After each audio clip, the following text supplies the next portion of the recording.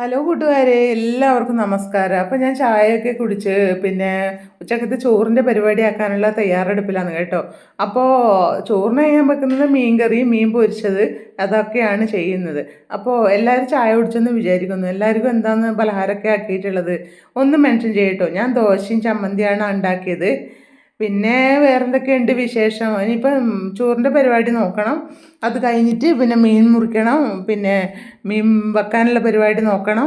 അപ്പോൾ ഇതൊക്കെയാണ് ഇന്ന് ഉച്ചക്കത്തെ വിശേഷങ്ങൾ ഞാൻ ഉണ്ടാക്കുന്നത്. അപ്പോഴിതാ ഞാൻ അടുപ്പ് കത്തിച്ചിട്ട് പിന്നെ വെള്ളം വെക്കലായി. അപ്പോൾ ആ വെള്ളം ഒന്ന് ചൂടായതിന് ശേഷം നമ്മൾക്ക് നല്ലോണം വെള്ളം നന്നായി തിളച്ചതിന് ശേഷം നമുക്ക് അരി ഇട്ട് കൊടുക്കാം കേട്ടോ. അപ്പം ഞാൻ ആദ്യമായിട്ടാണ് ഇങ്ങനെ വോയിസ് കൊടുത്തൊരു വീഡിയോ ചെയ്യുന്നത്. അതിലെന്തെങ്കിലും അപാകതകളോ അങ്ങനെ എന്തൊക്കെ ഉണ്ടെങ്കിൽ പറയണേ. അപ്പോൾ ഇത് അരി എടുത്ത് വെച്ചിട്ടുണ്ട് കേട്ടോ. അപ്പോൾ അരി ഞാൻ നല്ല വൃത്തിയിലൊന്ന് കഴുകിയെടുക്കലായി കേട്ടോ. ഏറ്റവും ആദ്യം ഞാൻ അരി ഇടുന്നത് എങ്ങനെയാണെന്ന് വിചാരിച്ചാൽ, ഞാനത് ആദ്യം നന്നായിട്ട് കഴുകിയിട്ട് അതിൻ്റെ അഴുക്കൊക്കെ ഏറ്റവും ആദ്യം കളഞ്ഞ് 2-3 വെള്ളത്തിൽ കഴുകി കളഞ്ഞതിന് ശേഷം അത് നന്നായി ഒന്ന് വെള്ളത്തിൽ ഇട്ട് വെക്കും, വെള്ളം തിളക്കുന്നത് വരെ. അപ്പോൾ ആ ഒരു സമയത്ത് അങ്ങനെ ചെയ്ത് കഴിഞ്ഞാലുണ്ടല്ലോ അരി നല്ല ക്ലീൻ ആവും, പിന്നെ ചോറ് നല്ല ടേസ്റ്റ് ഉണ്ടാവും. അപ്പോൾ അങ്ങനെയാണ് ഞാൻ ചെയ്ത് വെക്കുന്നത്, കണ്ടില്ലേ. അപ്പം ഞാൻ അധികം വേവില്ലാത്ത അരിയാണ് എടുത്തത് കേട്ടോ. അപ്പോൾ ആ സമയത്ത് അതുകൊണ്ട് തന്നെ വെള്ളം തിളച്ചതിന് ശേഷം, നല്ല വെട്ടി തിളച്ചതിന് ശേഷം അരി ഇടാൻ പാടുള്ളൂ. അപ്പോൾ ഞാൻ ഇത് 2-3 പ്രാവശ്യം ഒന്ന് കഴുകിയിട്ട് നന്നായി ഇത് വെള്ളത്തിലൊന്ന് ഇട്ട് വെച്ചിട്ടുണ്ട്. അപ്പോൾ ഇതാ ചോറിനുള്ള വെള്ളം അടുപ്പത്ത് വെച്ചതിന് ശേഷം ഞാൻ സിങ്കിൽ കുറച്ച് പാത്രങ്ങളൊക്കെ ഉണ്ടായിരുന്നു. ആ പാത്രങ്ങളൊക്കെ ഞാൻ കഴുകി എടുക്കുന്നുണ്ട്. അപ്പോൾ കഴുകി എടുത്തതിന് ശേഷം ആ മുകളിൽ കാണുന്ന നമ്മളെ പാത്രം വെക്കുന്ന സ്റ്റാൻഡിൻ്റെ മുകളിൽ കാണുന്ന ആ ഒരു കുറച്ച് കടലാസ് വെച്ചിട്ട് കാണുന്നില്ലേ, അത് ഞാൻ പാലിൻ്റെ കൊട്ടയിലും പിന്നെ പാലെടുത്തതിന് ശേഷം അത് മുറിച്ചിട്ട് കഴുകിയിട്ട് പിന്നെ വെള്ളം വാലാൻ വെച്ചതാണ് കേട്ടോ. അപ്പോൾ ഞാനത് അവിടെയാണ് വെക്കാറ്, വേറെ വെക്കാൻ സ്ഥലമില്ലാത്തതുകൊണ്ട് അവിടെ തന്നെയാണ് വെക്കൽ. അപ്പോൾ പാത്രങ്ങളൊക്കെ കഴുകി കഴിഞ്ഞു. അങ്ങനെ ഇതാ ഞാൻ 2-3 പ്രാവശ്യം ആദ്യം കഴുകിയതിന് അരി കഴുകിയിട്ട് വെള്ളത്തിലിട്ടതിന് ശേഷം പിന്നെ ഒന്ന് വെച്ചിട്ടുണ്ടായിരുന്നു നല്ല വൃത്തിയാവാൻ വേണ്ടിയിട്ട്. അപ്പോൾ അതിന് ശേഷം വെള്ളമൊക്കെ തിളച്ചു, അത് നല്ല വൃത്തിയിൽ ഒന്ന് ക്ലീൻ ചെയ്തിട്ട് പിന്നെ ഞാൻ ആ വെള്ളത്തിലേക്ക് ഒന്ന് ഇട്ട് എടുത്തു കേട്ടോ. അപ്പോൾ അധികം വേവില്ലാത്ത അരി കാരണം ഒന്ന് തിളച്ചപാട് ഇച്ചിരി 1-2 മിനിറ്റ് തിളച്ചപാട് അപ്പാടെ നമുക്ക് റൈസ് കുക്കറിലേക്ക് എടുത്ത് മാറ്റാൻ പറ്റുന്നതേ ഉള്ളൂ. അപ്പോൾ റൈസ് കുക്കറിൽ തന്നെ ഒരുപാട് സമയമൊന്നും വെക്കേണ്ട ആവശ്യമില്ല കേട്ടോ. അത് ഒരു അരമണിക്കൂറിനുള്ളിൽ തന്നെ ഏതാണ്ട് പെട്ടെന്ന് ചോറായി കിട്ടിക്കോളും. അപ്പോൾ അതിൽ ഞാൻ അരിയിട്ടതിന് ശേഷം നന്നായി ഒന്ന് ഇളക്കി കൊടുത്തിട്ട് ഒന്ന് തിളക്കാൻ വേണ്ടിയിട്ട് അടച്ച് വെച്ച് കൊടുത്തിട്ടുണ്ട്. അപ്പോൾ ഇന്നലെ കുറച്ച് അയിലമീൻ വാങ്ങിയിട്ടുണ്ടായിരുന്നു കേട്ടോ. അത് അത്ര വലിയ ഇതായിട്ട് എനിക്ക് തോന്നിയിട്ടില്ല, കാരണം കുറച്ച് ചീനിട്ടൊക്കെ ഉണ്ടായിരുന്നേ. പക്ഷെ എന്നാലും ടേസ്റ്റൊക്കെ നന്നായിരുന്നു കേട്ടോ. അപ്പോൾ ഞാനൊരു ഇന്നലെ പാക്കറ്റിലിട്ടിട്ട് ഫ്രിഡ്ജിലെടുത്ത് വെച്ചിട്ടുണ്ടായിരുന്നു കേടാവുന്നതായിട്ട്. അപ്പോഴിതാ ഏറ്റവും അധികം വലുതൊന്നും അല്ല കേട്ടോ, കുറച്ച് ഒരു ഇടത്തരം മീനാണ്. അപ്പോൾ ഞാനതെല്ലാം ഒന്ന് മുറിച്ചെടുക്കുന്നുണ്ട്.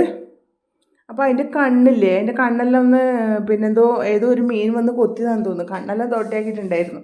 അപ്പോൾ ഞാൻ കത്രിക വെച്ചിട്ടാണ് മീൻ മുറിക്കുന്നത് കേട്ടോ. അപ്പോൾ ഇതാ കത്രികയ്ക്ക് നല്ല മൂർച്ചയുള്ളത് കൊണ്ട് കൂടെ കൈ മുറിയാതെ ശ്രദ്ധിക്കണേ. അപ്പോൾ നല്ല മൂർച്ചയുള്ളൊരു കത്രികയാണത്, സൂപ്പർ മാർക്കറ്റിൽ നിന്ന് മേടിച്ചതാണ്. അപ്പോൾ അത് എന്താ പോളിഗാർഡിൻ്റെ കത്രികയാണ്, അതുകൊണ്ട് നല്ല മൂർച്ചയുണ്ട് ആ കത്രികക്ക്. അപ്പോൾ എൻ്റെ ചെതുമ്പലൊക്കെ കളയാൻ വേണ്ടിയിട്ട് ഒരു പാടും ഉണ്ടായിരുന്നില്ല കേട്ടോ. കണ്ടില്ലേ, എൻ്റെ കണ്ണ് കണ്ടില്ലേ, പിന്നെ ഏതോ ഒരു മീൻ കൊത്തിയിട്ട് കുണ്ടാക്കിയിട്ടുണ്ട്. അപ്പോൾ ഏതായാലും ഞാൻ അതിൻ്റെ തലഭാഗമൊന്നും അധികം എടുക്കാറില്ല, അഥവാ എടുത്താൽ തന്നെ തലഭാഗമൊന്നും എനിക്ക് അത്രയ്ക്ക് ഇഷ്ടമല്ല. അപ്പോൾ തലഭാഗം ഇവിടെ മോനും ഹസ്ബൻഡും ലോഹിയേട്ടനൊക്കെയാണ് കഴിക്കൽ.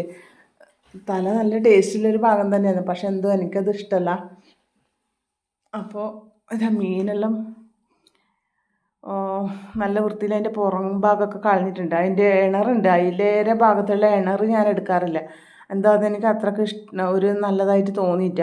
അപ്പോൾ മത്തീൻ്റെ ഇണറൊക്കെ ആണെങ്കിൽ എടുക്കും കേട്ടോ, അത് നല്ലൊരു ടേസ്റ്റ് അല്ലേ. അപ്പോൾ ഞാൻ അയിലെല്ലാം നന്നായിട്ടൊന്ന് മുറിച്ചെടുക്കട്ടെ. ഇതാ കണ്ടില്ലേ, എല്ലാ ഇടത്തരം മീനുകളാണ്. അപ്പോൾ ഇതെല്ലാം ഞാൻ മുറിച്ചെടുക്കട്ടെ. അപ്പോൾ എല്ലാം നന്നായിട്ട് മുറിച്ച് കഴുകി വെച്ചിട്ടുണ്ട്. പിന്നെ വെക്കാനുള്ളത് ചട്ടിയിലാക്കി വെച്ചിട്ടുണ്ട്, പൊരിക്കാനുള്ളത് ഒരു 6-7 എണ്ണം പൊരിക്കാനുള്ളതും ഒരു പാത്രത്തിലേക്ക് അങ്ങനെ മാറ്റി വെച്ചിട്ടുണ്ട്. മീനൊക്കെ മുറിച്ചെടുത്തതിന് ശേഷം ഞാൻ ഒരു പാത്രത്തിലേക്ക് പൊരിക്കാനായിട്ട് ഒരു 6 കഷ്ണം ഒന്ന് ഇട്ട് കൊടുത്തിട്ടുണ്ടായിരുന്നു കേട്ടോ. അതിൻ്റെ പിന്നെ 2 വശത്തും കൂടെ ഒന്ന് നന്നായിട്ട് വരഞ്ഞെടുത്തതിന് ശേഷം ഞാൻ കുറച്ച് മഞ്ഞൾപ്പൊടിയും കുറച്ച് ചുവന്ന മുളക് പൊടിയും പിന്നെ കുറച്ച് കുരുമുളകും ഒക്കെ ഇട്ടിട്ടുണ്ടായിരുന്നു കേട്ടോ. കുറച്ച് ഉപ്പും ഇട്ട് കൊടുത്തിട്ട് അത് നന്നായിട്ട് കുറച്ച് വെളിച്ചെണ്ണയും കൂടി ഇട്ടിട്ടുണ്ടായിരുന്നു. അപ്പോൾ ആ അരപ്പ് നന്നായിട്ട് പിടിക്കാൻ വേണ്ടിയിട്ട് വെളിച്ചെണ്ണ ഇട്ടിച്ചതിനെ കൊണ്ട് സാധിക്കും കേട്ടോ. നല്ലൊരു ടേസ്റ്റും കൂടിയാണത്. അപ്പോൾ ഇതാ അതിൻ്റെ ഉള്ളിലും തലയിലുള്ളിലും നന്നായിട്ട് നമ്മൾക്ക് അരവ് എത്തുന്ന വിധത്തിൽ വേണം നമ്മൾ അരവ് അതിന് പിടിപ്പിച്ച് കൊടുക്കാൻ വേണ്ടിയിട്ട്. അല്ലെങ്കിൽ അത് മീൻ പൊരിക്കുന്ന സമയത്ത് ഒരു ടേസ്റ്റ് ഉണ്ടാവില്ല, എന്തോ ഒരു വെളുത്ത കളർ മാതിരി ഇരിക്കും.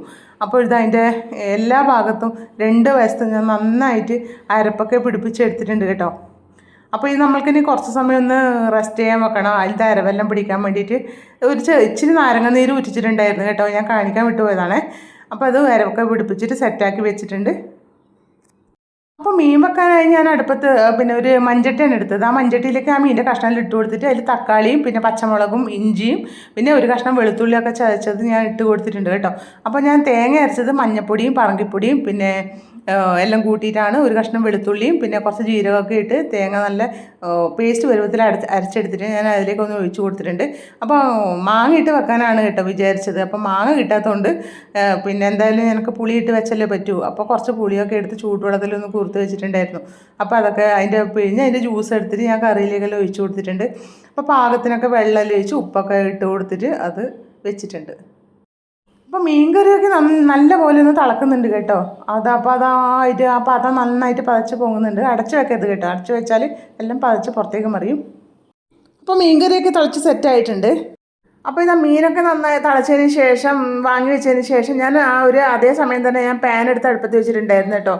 അപ്പോൾ അത് ചൂടായതിന് ശേഷം പാൻ ചൂടായതിന് ശേഷം ഞാൻ അതിലേക്ക് കുറച്ച് ഫ്രൈ ചെയ്യാൻ ആവശ്യമായ വെളിച്ചെണ്ണ എടുത്ത് ഒഴിച്ച് കൊടുത്തിട്ടുണ്ടായിരുന്നു. അപ്പോൾ വെളിച്ചെണ്ണ തന്നെ പൊരിക്കണം കേട്ടോ, എന്നാലാണ് ഒരു ടേസ്റ്റ് ഉണ്ടാവില്ല. അപ്പോൾ നമ്മൾ ഈ സൺഫ്ലവർ ഓയിലിൽ നിന്നും അതിൽ പൊരിച്ചാൽ ഒരു ടേസ്റ്റ് ഒന്നും ഉണ്ടാവില്ല. അപ്പോൾ ഞാനത് ഉപയോഗിക്കാറില്ല, ഞാൻ വെളിച്ചെണ്ണ മാത്രമേ ഉപയോഗിക്കാറില്ല കേട്ടോ. അപ്പോൾ അതിലേക്ക് 2 പച്ചമുളകൊക്കെ ചേർത്ത് കൊടുത്തിട്ടുണ്ടായിരുന്നു. പച്ചമുളക് മാത്രമല്ല പിന്നെ വെളുത്തുള്ളിയും കറിവേപ്പില ഉണ്ടെങ്കിൽ കറിവേപ്പിലൊക്കെ ചേർത്ത് കൊടുക്കാം. അപ്പോൾ എൻ്റെ കയ്യിൽ കറിവേപ്പിലൊന്നും ഇല്ലാത്തതുകൊണ്ട് ഞാനത് ചേർത്ത് കൊടുത്തിട്ട്. അപ്പോൾ പച്ചമുളക് ചേർത്ത് കൊടുക്കുന്ന സമയത്ത് അതിൻ്റെ അറ്റം പിളർന്ന് വെച്ച് കൊടുക്കാൻ മറക്കരുത് കേട്ടോ. അപ്പോൾ അത് അല്ലെങ്കിൽ പൊട്ടിയിട്ട് നമ്മുടെ ദേഹത്തെല്ലാം നന്നായിട്ട് തെറിക്കാൻ ചാൻസ് ഉണ്ട്. അപ്പോൾ എണ്ണ ചൂടായ സമയത്ത് ഞാൻ മീനൊക്കെ ഓരോന്നായിട്ട് പറക്കി വെച്ചിട്ടുണ്ട്. അപ്പോൾ ഇതാ ഓരോന്ന് പറക്കി വെച്ചിട്ടുണ്ടായിരുന്നു. അയിലമീൻ പൊരിച്ചത് റെഡി ആയിട്ടുണ്ട്. എന്താണെന്നറിയില്ല, ഭയങ്കര വിശപ്പ് തോന്നിയിട്ടുണ്ട് കേട്ടോ. ഇനി ഞങ്ങൾക്ക് മീൻ പൊരിച്ചത് കണ്ടിട്ടും മീൻ കറി കണ്ടിട്ടാണോ വിശപ്പ് തോന്നുന്നതെന്ന് അറിയില്ല. അപ്പോൾ അവിടെ ഞാൻ ഒരു പ്ലേറ്റ് എടുത്തിട്ട് ഞാൻ അതിലേക്ക് കുറച്ച് ചോറ് ഇട്ട് കൊടുക്കുന്നത്. ചോറ് ഇട്ട് കൊടുത്ത സമയത്ത് കുറച്ച് മീൻ കറിയും നല്ല ചൂട് ചോറാണ്, പതക്കുന്ന ചോറാണ്, തൊടാൻ കഴിയില്ല. അപ്പോൾ പ്ലേറ്റൊക്കെ നല്ല ചൂടുണ്ട് പിടിക്കുന്ന സമയത്ത്. അപ്പോൾ ചോറൊക്കെ ഇട്ട് കൊടുത്തതിന് ശേഷം ഞാൻ അതിലേക്ക് കുറച്ച് മീൻകറിയൊക്കെ ഒഴിച്ചിട്ട് പിന്നെ മീൻകറിയൊക്കെ ആ പുളിയിട്ട് വെച്ചതിൻ്റെ ആ ഒരു മാങ്ങയും പുളിയിട്ട് വെച്ചതിൻ്റെ ടേസ്റ്റ് രണ്ടാണല്ലോ. അപ്പോൾ ഇതാ ഞാൻ കറിയൊക്കെ അതിലേക്ക് ഒഴിച്ച് കൊടുക്കുന്നത്. നല്ല എരിവും പുളിയൊക്കെ ഉള്ള കറിയാണ് കേട്ടോ. അപ്പോൾ പൊതുവേ ഞാൻ ഒരല്പം പുളിയൊക്കെ കൂട്ടുന്ന കൂട്ടത്തിലാണ് എരിവൊക്കെ. അപ്പോൾ ഇതാ മീൻകറിയൊക്കെ ഒഴിച്ച് അതിലേക്ക് നല്ല അടിപൊളി ടേസ്റ്റുള്ള പൊരിച്ചതൊക്കെ വെച്ച് കൊടുത്ത്. അപ്പോൾ ഇന്ന് വറവൊന്നുമില്ല കേട്ടോ. ഇന്നിപ്പോൾ ഈ പിന്നെ നമ്മൾ പൊരിച്ചതും ഈ വെച്ച കറിയേ ഉള്ളൂ കേട്ടോ. ചില ദിവസങ്ങളിൽ വറവൊക്കെ ഉണ്ടാവാറുണ്ട്, പിന്നെ തൈരൊക്കെ ഉണ്ടാവാറുണ്ട്. ഇന്നിപ്പോൾ ഈ 2 കറി മാത്രമേ ഉള്ളൂ കേട്ടോ. അപ്പോൾ ഒരു പൊരിച്ചത് കൊടുത്തു, കറിയൊക്കെ വെച്ചിട്ട് ഞാൻ ഒരു പ്ലേറ്റിൽ എടുത്തിട്ടുണ്ട്. അങ്ങനെ ചോറും കറിയൊക്കെ എടുത്ത് ഞാൻ മുറ്റത്ത് വന്നിരുന്നിട്ടാണ് കഴിക്കുന്നത്. അപ്പോൾ അവിടെ ആണെങ്കിൽ വയൽക്കര ആയതുകൊണ്ട് നല്ല കാറ്റാണ് കേട്ടോ. നല്ല കാറ്റായി കൊണ്ട് നമുക്ക് ഭക്ഷണം കഴിക്കാൻ തന്നെ നല്ലൊരു സുഖമാണ്. അവിടെ ചൂടിൻ്റെ ഒരു പ്രശ്നമൊന്നുമില്ല മുറ്റത്തായതുകൊണ്ട് തന്നെ. അപ്പോൾ ഇതാ നല്ല ടേസ്റ്റ് ഉണ്ട് കേട്ടോ. ഞാൻ ചൂട് ചോറും ചൂട് കറിയും പൊരിച്ചതൊക്കെ കൂട്ടിയിട്ട് കഴിക്കാൻ നല്ലൊരു ടേസ്റ്റ് ഉണ്ട് കേട്ടോ. അപ്പോൾ അതുപോലെ തന്നെ നല്ല വെയിലിൻ്റെ ചൂട് അറിയുന്നില്ല കാറ്റ് കൊണ്ട്. അപ്പോൾ അതുകൊണ്ട് തന്നെ മുറ്റത്തിരുന്ന് കഴിക്കാൻ തന്നെ നല്ലൊരു ടേസ്റ്റാണ്. അപ്പോൾ അതിൻ്റെ കൂടെ ഒരു ഉപ്പേരിയുടെ കുറവൊക്കെ ഉണ്ടായിരുന്നു. അപ്പോൾ അടുത്ത വീഡിയോയിൽ കാണാം.